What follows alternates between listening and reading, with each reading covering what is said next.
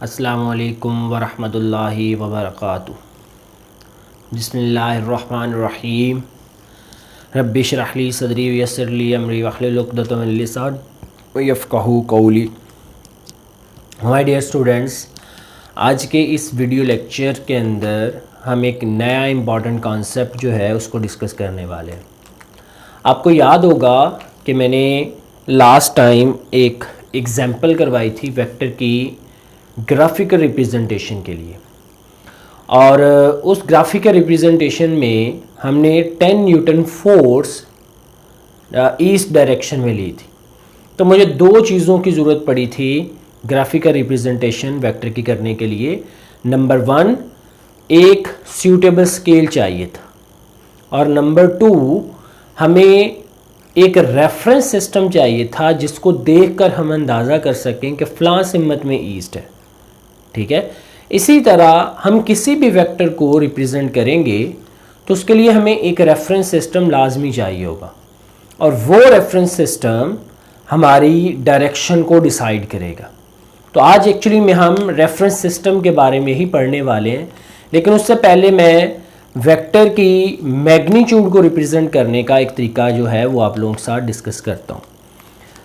तो representation of magnitude,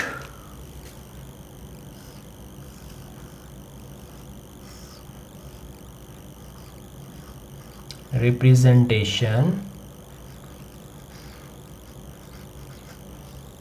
of magnitude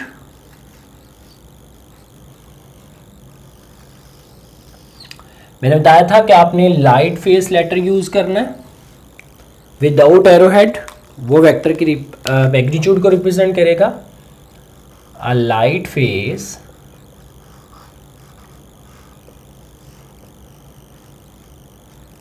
letter is used for magnitude of vector। मसलन आपको कहा जाता है कि मैग्नीट्यूड ऑफ वेलोसिटी को रिप्रेजेंट कीजिए, तो आप वेलोसिटी का लाइट फेस लेटर जो है वो यूज करेंगे। फॉर एग्जांपल,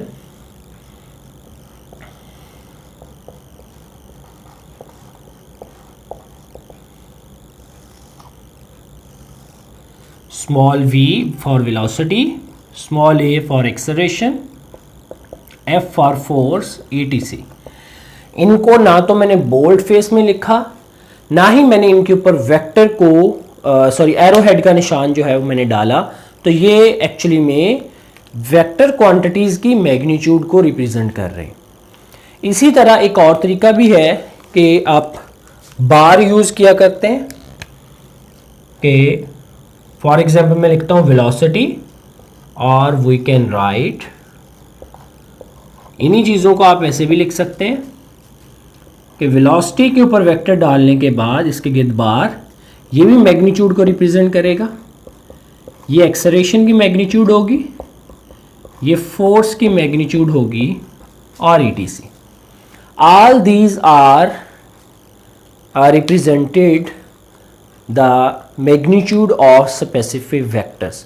ये ख़ास किस्म के वेक्टर्स की मैग्नीट्यूड, या किसी भी किस्म के वेक्टर की मैग्नीट्यूड को रिप्रेजेंट करना हो तो दो मेथड हैं, या तो लाइट फेस यूज़ करें, और अगर आप ऊपर एरोहेड डाल चुके हैं तो फिर उसके गिर्द बार यूज़ कर लें, वो भी वेक्टर की मैग्नीट्यूड को ही रिप्रेजेंट करेगी। ये था बेटे वेक्टर की मैग्नीट्यूड के बारे में कि वो किस तरह से होगी। अब आते हैं जिस रेफरेंस सिस्टम की हम बात कर रहे थे उसकी बात करते हैं, दैट इज रेक्टेंगुलर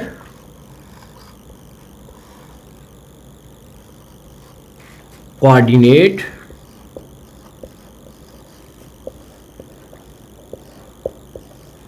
सिस्टम। ये एक रेफरेंस सिस्टम है जिसके लिहाज से हम अपने वेक्टर की डायरेक्शन जो है वो बता सकते हैं। हमारा वेक्टर किस सिमत में है और उसकी डायरेक्शन किधर को होगी, ये सारा ये रेफरेंस सिस्टम में हमें पता चल जाएगा। और इस रेफरेंस सिस्टम को हमने रेक्टेंगुलर कोऑर्डिनेट सिस्टम का नाम दिया है। इसको हम लिखते हैं कि किस तरह का होता है। First of all, two reference line, two reference lines are perpendicular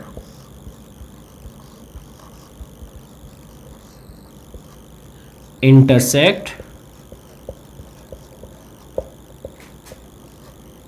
each other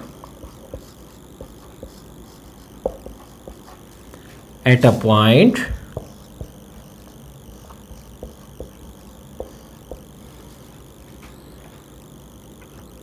is known as rectangular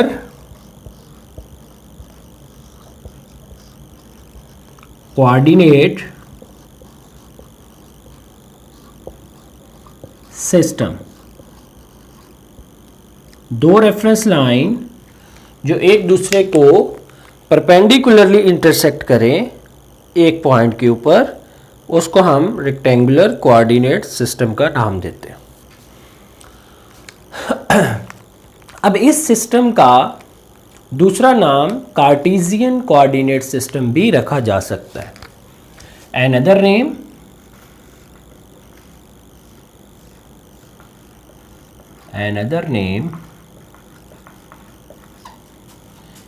is Cartesian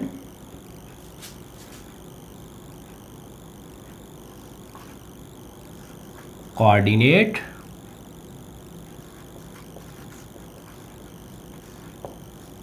system. इसको हम कार्टेशियन कोऑर्डिनेट सिस्टम का नाम भी दे सकते हैं। अब जिस पॉइंट के ऊपर दो लाइंस आपस में एक दूसरे को इंटरसेक्ट करते हैं, intersect each other at a point, उस पॉइंट का नाम ओरिजिन होगा। मैं पहले वो लाइंस बना लेता हूँ, फिर हम इसको क्लासिफाई करते हैं या मज़ीद डिफाइन करते हैं। सपोज करें बेटे ये दो लाइंस हैं, both lines are intersect at a point O. ये ओ पॉइंट पर एक दूसरे को इंटरसेक्ट कर रहे हैं। This is known as rectangular coordinate system. इसको हम रेक्टेंगुलर कोऑर्डिनेट सिस्टम कहते हैं। तो इसकी खुसूसियात हम लिखते ये हैं, पहले हम ओरिजिन को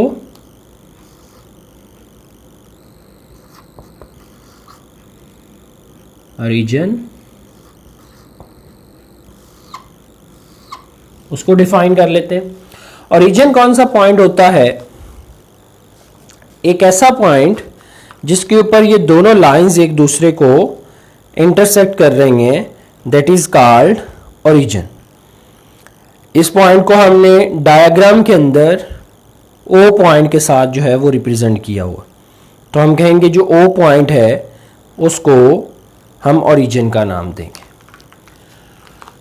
origin the point of intersection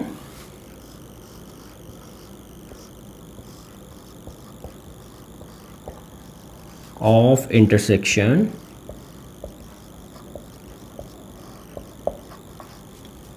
of two reference lines। दो रेफरेंस लाइंस का जो पॉइंट ऑफ इंटरसेक्शन है date is called origin.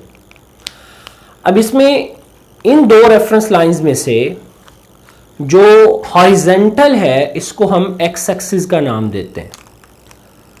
Horizontal line, horizontal ये होती है, ठीक है, जो जमीन के ऊपर जैसे पड़ी हो। Horizontal line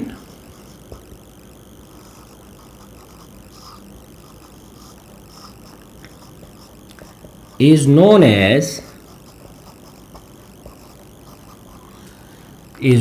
as x-axis। इसको हम x-axis का नाम दे सकते हैं। और दूसरी लाइन बेटे उसके ऊपर परपेंडिकुलर है जो कि वर्टिकल लाइन है उसको वाई एक्सिस का नाम देते हैं। Vertical line is known as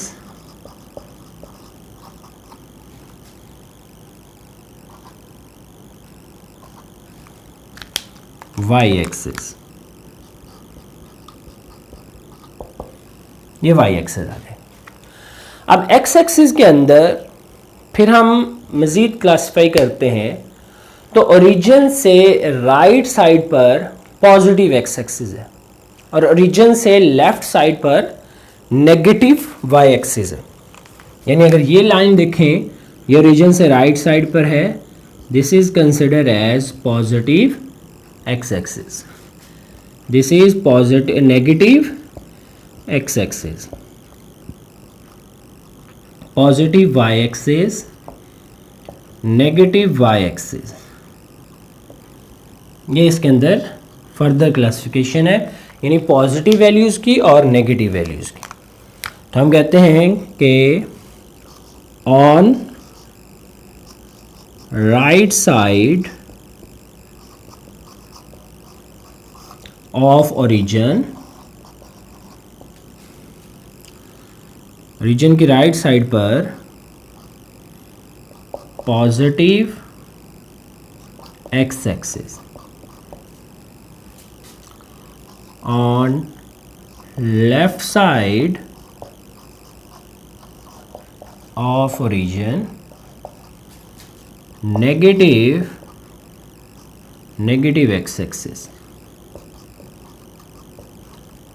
Y axis की बात करें तो ओरिजिन से अपर साइड पर पॉजिटिव वाई एक्सिस और लोअर साइड पर नेगेटिव वाई एक्सिस होगा। तो on up side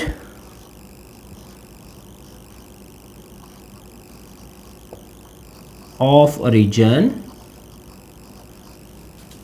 positive Y axis, और अगर हम on down side of origin negative Y axis. ये था बेटे इसके कोऑर्डिनेट सिस्टम का कंप्लीट इंट्रोडक्शन। इसके दो नाम है, रेक्टेंगुलर कोऑर्डिनेट सिस्टम, या हम सिंपल कोऑर्डिनेट सिस्टम भी बोल सकते हैं, या कार्टेशियन कोऑर्डिनेट सिस्टम भी इसका नाम ही रखा जाता। अब इस कोऑर्डिनेट सिस्टम के अंदर अगर हमने एक वेक्टर को रिप्रेजेंट करना हो तो किस तरह से इसको रिप्रेजेंट करेंगे। Consider that this is a vertical line, this is a horizontal line. ये हमारे पास रीजन O होगा, ये हमारे पास एक्स एक्सिस, ये वाई एक्सिस, नीचे नेगेटिव वाई एक्सिस और नेगेटिव एक्स एक्सिस। अगर हम इसमें एक वेक्टर को रिप्रेजेंट करना हो O से P तक,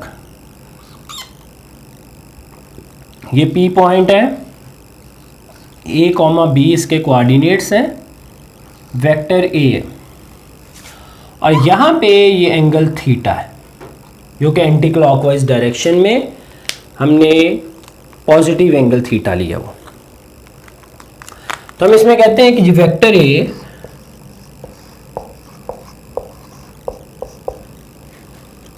with reference line OP having coordinate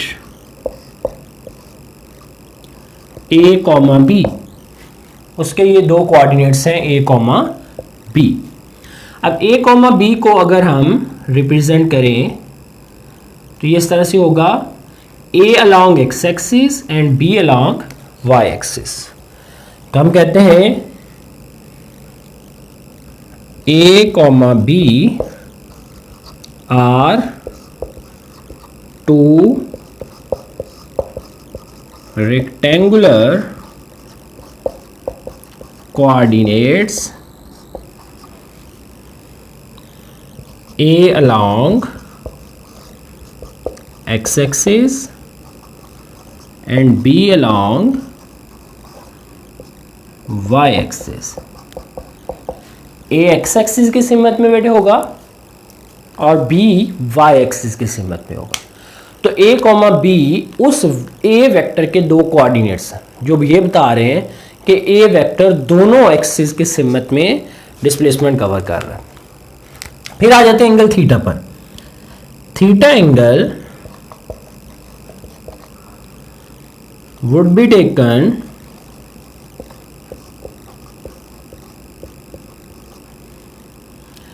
anti clockwise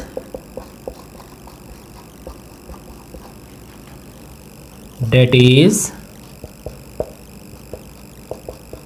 positive and clockwise negative. अगर हम इस एंगल थीटा को एंटी क्लॉकवाइज कंसिडर करेंगे तो ये पॉजिटिव होगा और अगर हम इसको क्लॉकवाइज कंसिडर करेंगे तो ये नेगेटिव होगा।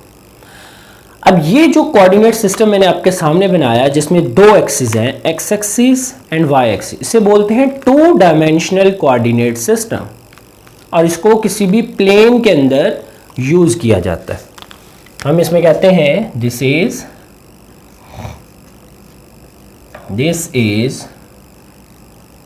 Two dimensional coordinate system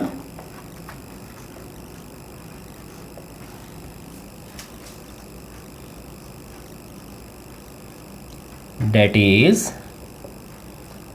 used in plane। ये किसी भी प्लेन के अंदर यूज किया जा रहा होता है।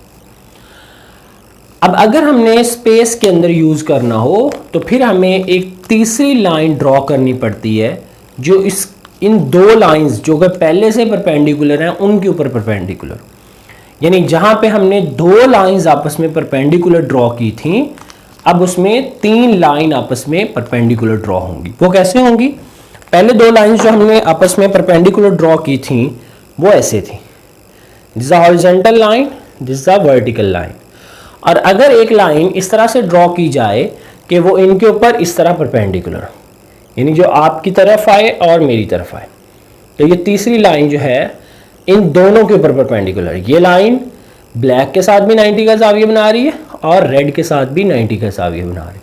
तो हम कहेंगे तीन लाइंस अगर आपस में इंटरसेक्ट इस तरह से करें कि वो आपस में परपेंडिकुलर हों तो हम उससे थ्री डायमेंशनल कोऑर्डिनेट सिस्टम बना सकते हैं। इसमें लिखिए जी, if three lines are mutually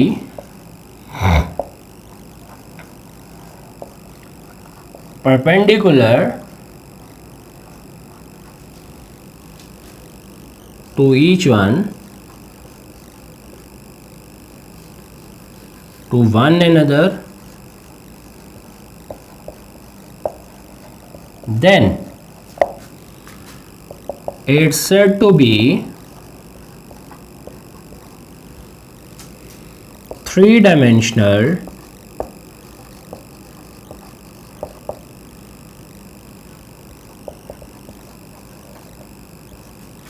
coordinate system.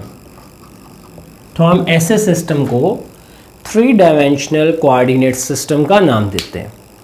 और three dimensional coordinate system is used in space, it is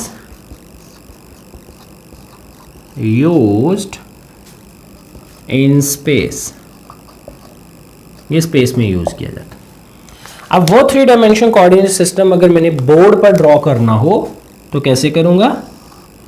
ये मेरे पास एक लाइन, ये दूसरी लाइन के ऊपर परपेंडिकुलर और तीसरी लाइन इस बोर्ड के ऊपर ऐसे परपेंडिकुलर होनी चाहिए जो आपकी तरफ आए और पीछे को जाए। लेकिन मैंने बोर्ड पर ड्रॉ करनी है तो इसी तीसरी लाइन को ऐसे ड्रॉ करने के बजाय इस तरह लिटा देता हूँ, तो ये तीसरी वो लाइन। तो आप ऐसे समझिए कि ये तीसरी लाइन इन दोनों के ऊपर परपेंडिकुलर। तो ये बेटे हमारे पास आ गया एक्स एक्सिस, ये वाई एक्सिस और ये जी एक्सिस, ये 3 एक्सिस हो गए। तो हमारे पास 3 एक्सिस का जो सिस्टम होगा उसे 3 डायमेंशनल कोऑर्डिनेट सिस्टम का नाम दें। अगर इसमें एक वेक्टर ए आ जाए जो कि ओ से पी तक आए तो इसके 3 कोऑर्डिनेट्स होंगे ए कॉमा बी कॉमा सी। इसमें एक एंगल की बजाय, एक एंगल थीटा की बजाय 3 एंगल होंगे, एक एक्स एक्सिस के साथ एंटी क्लॉकवाइज जिसे अल्फा का नाम दें, वाई के साथ बीटा और जी के साथ गैमा आ जाएगा। ये 3 एंगल जो हैं और 3 कोऑर्डिनेट्स ये मिलकर हमारे पास एक वेक्टर को रिप्रेजेंट करेंगे जो वेक्टर ए होगा। ठीक है, तो हम इसमें लिखते हैं ये 3 कोऑर्डिनेट्स इस तरह होंगे, A along X axis, B along Y axis and C along Z axis. तो हम इसमें 3 coordinates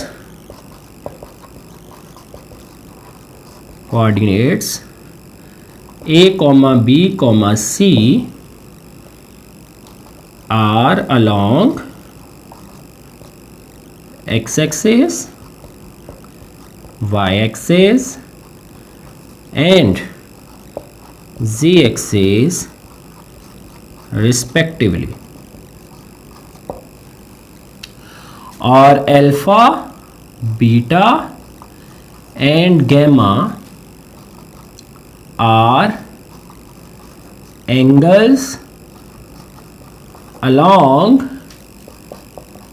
x axis, y axis and z axis respectively. ये हमारे पास 3 एंगल्स होंगे जो उनकी डायरेक्शन को रिप्रेजेंट करने के लिए यूज़ किए जाएंगे। ये सिस्टम हम स्पेस में यूज़ करेंगे। ओके बेटे, अल्लाह हाफिज़।